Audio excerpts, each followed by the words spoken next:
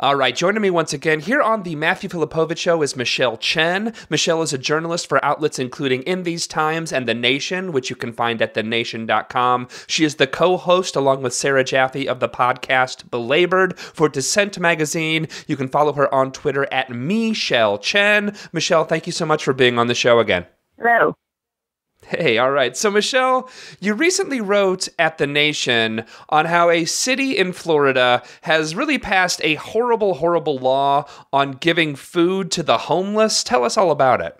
Yeah, well, they passed an ordinance last October, and it's been the subject of some controversy among community groups, mainly groups that try to gather in public spaces like parks and try to feed the hungry.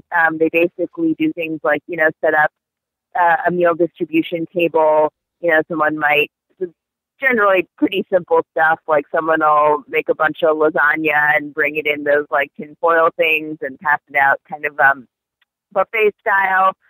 Nothing too elaborate, but this has been kind of a tradition in certain parts of Fort Lauderdale, and Fort Lauderdale, which has had a homelessness problem, has decided to deal with this by simply getting rid of all signs of homelessness, which involves restricting the ability of community groups to provide them with food in public.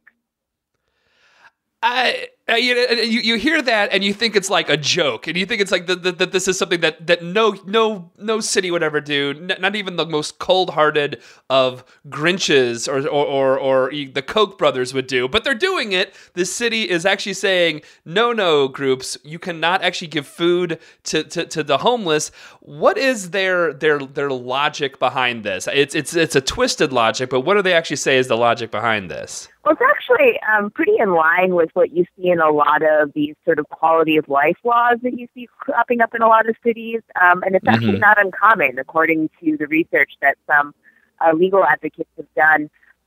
There are cities across the country that have passed various ordinances restricting the ability of homeless people to basically exist in public. And, when you don't have a home, it's really hard to exist anywhere else but in places where there happen to be other people. So what this particular ordinance in Fort Lauderdale has done is it's kind of a perniciously written law, because it's supposedly a restriction on food distribution aimed at kind of managing the public space. So it's kind of like a public nuisance law, keeping public order. And it's aimed at one of the ostensible aims is ensuring food safety and health. Right? So apparently that means like keeping free food safely out of the hands of hungry people. But the idea, I suppose, is to preserve some semblance of law and order in public space by removing these unsightly homeless people. You might think that they might want to do things like tackle the root causes of homelessness, like instead of just, say, shooing away homeless people from places where other people gather, they might want to, work harder to give them homes.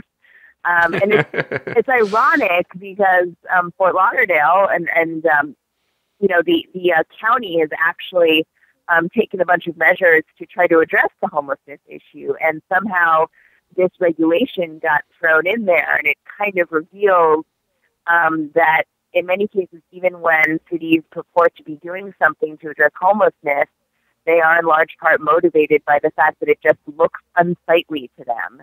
And when you conflate these two aims, beautifying your city or, maintaining order on city streets, and you conflate that with the genuine humanitarian issues, you get laws like this where you actually end up criminalizing people who try to do something as basic as feeding the hungry. And the reason I wrote about this recently was because this group, Food Not Bombs, which you may be familiar with, they have different branches all over the country. The Fort Lauderdale Food Not Bombs has filed a lawsuit challenging this law, saying that not only does it unfairly restrict their charitable behavior, but it's actually a violation of their First Amendment rights.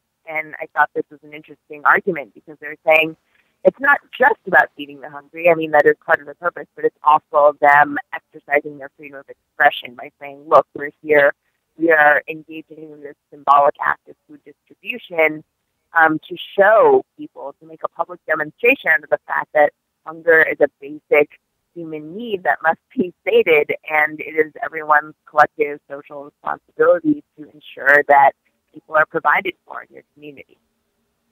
Yeah, I love that angle of it too, of the fact that one, again, it's just absolutely bonkers that this has gotten this far, that they made this illegal. But I love the tactic that Food Not Bombs is actually taking by just saying, you know what, it's not just about helping. This is actually our expression. This is actually our using our First Amendment rights here. Giving out food is a First Amendment issue here, and so they're actually taking them to court. Is there any like timeline? I mean, I know like justice used to be swift in the United States. It doesn't work that way anymore. These things can take years. Is there any actual timeline on when this is supposed to actually take place? Well, the lawsuit was just filed, and so, I mean, I guess there's going to have to be a pretty long, protracted process of, many weeks or months, but, there could be an injunction that comes down that temporarily suspends the law. I mean, there are a lot of things that can be done. In the meantime, they're keeping up public pressure. There was a 90-year-old activist who made the news several weeks ago when he basically let himself be arrested while engaging in food distribution in defiance of this law. And you see a lot of community people actually coming out. It's sort of obviously, as these laws can do, this totally backfired, right? So you have like masses of people turning up at these kind of like, rogue food distribution sessions in the middle of this quaint little park in Fort Lauderdale.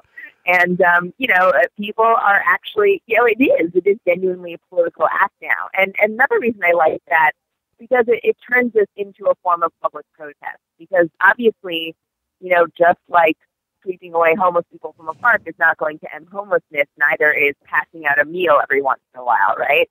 So right. This is, in a sense, obviously it is just symbolism, but it is pretty powerful symbolism, because when you look at the lengths people are willing to go through in order to demonstrate, that they really feel like this is a human rights issue, that's powerful, and hopefully that'll have a ripple effect. Yeah, and I love the fact that the 90-year-old who was arrested, his name's Arnold Abbott. His charity is actually called Love Thy Neighbor, which again, it's like this is it's just so fitting. It's just like here you just assume that these are the people who passed this law are people who claim to be Christian, who are all about claim to be Christian when they're trying to probably restrict a woman's right to choose and a right to health care and all that kind of stuff, and try to restrict, homosexuals from getting married and all that other fun stuff. But they actually wrote the law that where a 90-year-old giving out food to the homeless under the banner of Love Thy Neighbor is arrested. It's wild. Kind of like an automatic headline generator, like seriously terrible local news story. But yeah, I mean, what could be more ironic? And of course, homeless people, in a sense, when you're out on the street, everyone's your neighbor. I mean, that is kind of the weird default.